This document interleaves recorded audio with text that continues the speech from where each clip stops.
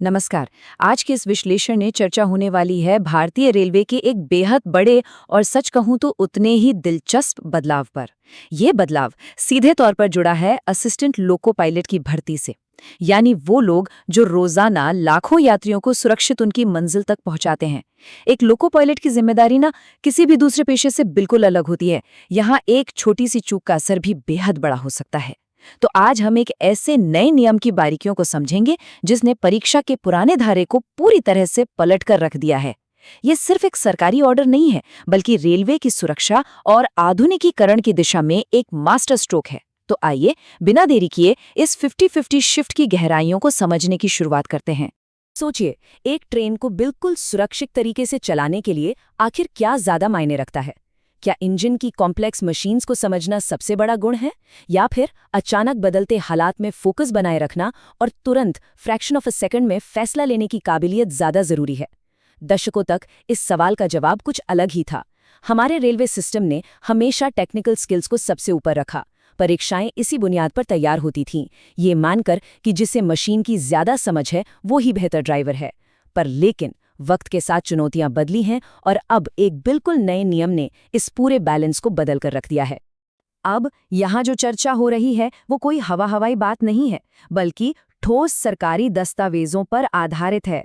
जब इतने बड़े पैमाने पर चयन प्रक्रिया में बदलाव होता है ना, तो हर एक डिटेल का सटीक होना बहुत जरूरी हो जाता है।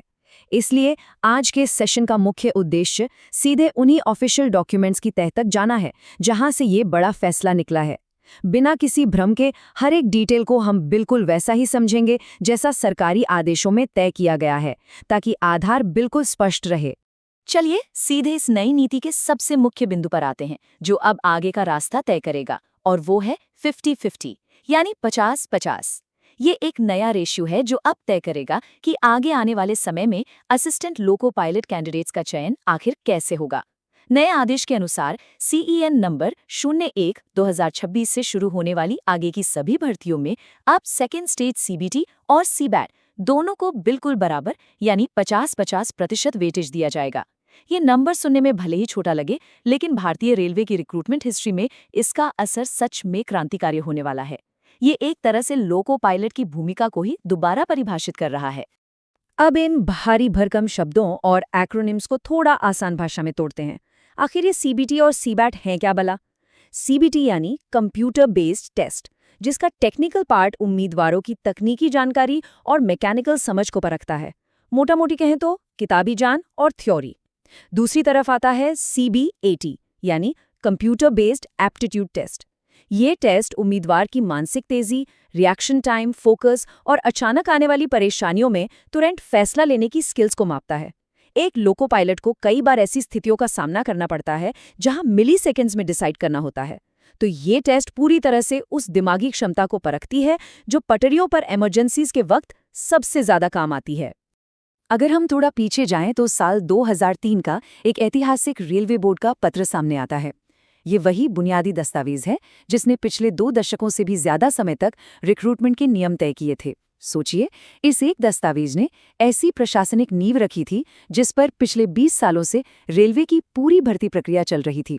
अब एक ऐसे नियम को बदलना जो इतने लंबे अरसे से लागू हो, अपने आप में बताता है कि बदलती हुई तकनीक और चुनौतियों को देखकर रेलवे खुद को कितनी तेजी से आधुनिक बना रहा है। पुराने धरे से निकलकर नए जमाने के हिसाब से खुद को ढालने का ये एक बेहतरीन उदाहरण है। वैसे 2003 के उस दस्तावेज में एक बेहद दिलचस्प और थोड़ी मुस्कुराहट लाने वाली बात भी दर्ज है। ध्यान दीजिएगा, उस समय के नियम में लिखा गया था कि इस मानसिक परीक्षा को अब साइको टेस्ट न कहकर एप्टीट्यूड टेस्ट कहा जाएगा। क्यों?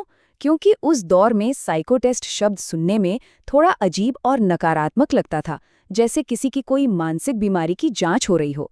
तो भाषा को थोड़ा और सकारात्मक और प्रोफेशनल बनाने के लिए इसका नाम बदलकर एप्टीट्यूड टेस्ट कर दिया गया।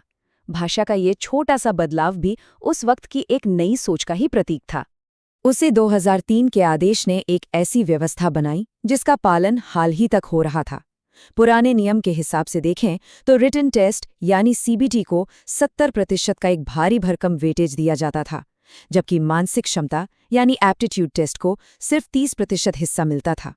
इसका मतलब बिल्कुल साफ था कि इंजन और मैकेनिक्स की समझ ही चयन में बॉस होती थी। दूसरी तरफ तेजी से निर्णय लेने की ताकत और फोकस को एक छोटे एक्स्ट्रा हिस्से के तौर पर देखा जाता था। ये पुरानी व्यवस्था उन दिनों की सोच को दर्शाती थी, जहां थ्योरी को प्रैक्टिकलिटी से थोड़ा ऊपर रखा जाता था। लेकिन अब ये पूरा गेम बदल गया है। एक तरफ वही पुराना नियम है जिसमें 70 और 30 का हिसाब था, और दूसरी तरफ ये नया नियम जहां पूरी तरह से 50-50 की बराबरी लड़ी गई है। रिटन टेस्ट 70 से घटकर सीधे 50 हो गया है और एप्टीट्यूड टेस्ट 30 से जंप करके सीधा 50 पर आ गया है। देखिए, ये सिर्फ अंकों का हेरफेर नहीं है, ये इस बात का बहुत बड़ा प्रमाण है कि अब एक लोको पायलट बनने के लिए जितना जरूरी मीटर्स को पढ़ना और इंजन की आवाज को समझना है, बिल्कुल उतना ही जरूरी किसी संकट के समय एक शांत, सटीक और तेज दिमाग का होना भी है। अब दोनों का पलड़ा बिल्कुल बराबर हो चुका है। इस परिवर्तन की ठोस पुष्टि करने के लिए उस आधिकारिक पत्र को देखना जरूरी है जिसने दरअसल इस नए युग की शुरुआत की। 16 अप्रैल 2026 को जारी किया गया ये रेलवे बोर्ड का पत्र वही प्राइमरी सोर्स है जो इस नए 50-50 वेटेज को अनिवार्य बनाता है। ऐसी सटीक जानकारी सीधे स्रोत से लेने का मकसद यही है कि किसी भी तरह का कोई भ्रम न रहे और तथ्य बिल्कुल शीशे की तरह साफ रहें। इस पत्र में साफ-साफ शब्दों में पिछले 2003 के उस आदेश को बदलने की बात कही गई है। सच पूछिए तो रेलवे के रिक्रूटमेंट सिस्टम के लिए इसे एक हिस्टोरिक माइलस्टोन ही माना जाएगा। कोई भी सरकारी दस्तावेज कितना प्रामाणिक है ये अक्सर उसके आखिरी पन्नों में छुपा होता है। यहाँ देखिए, assistant personal officer Lavkush Singh Rawat का इलेक्ट्रॉनिक अप्रूवल यानी उनका डिजिटल सिग्नेचर इस बात पर थप्पा लगाता है कि ये फैसला पूरी तरह से सरकारी मंजूरी प्राप्त कर चुका है। इसके साथ ही 24 अप्रैल 2026 का टाइम स्टैम्प भी मौजूद है। ये सिग्नेचर साबित करता है कि 50-50 का ये नया नियम सिर्फ किसी मीटिंग का ख्याल नहीं है, बल्कि एक मंजूर शुदा आदेश है जो आने वाले सभी चुनावों और भर्तियों पर सख्ती से लागू होने वाला है। तो अंत में पूरे सिस्टम के सामने एक बेहद महत्वपूर्ण सवाल आकर खड़ा होता है। अब जबकि मानसिक क्षमता को तकनीकी ज्ञान के बिल्कुल बराबर का वजन दे दिया गया है, तो इससे भारतीय रेलवे की सुरक्षा और उसके ऑपरेशंस का भविष्य आखिर कैसे बदलेगा?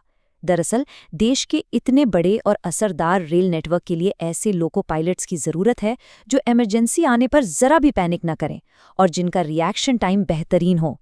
शायद ये 50-50 का नया संतुलन आने वाले कल में इसी आशा को सच साबित करेगा। उम्मीद है इस विश्लेषण से इस नए बदलाव को समझने में मदद मिली होगी।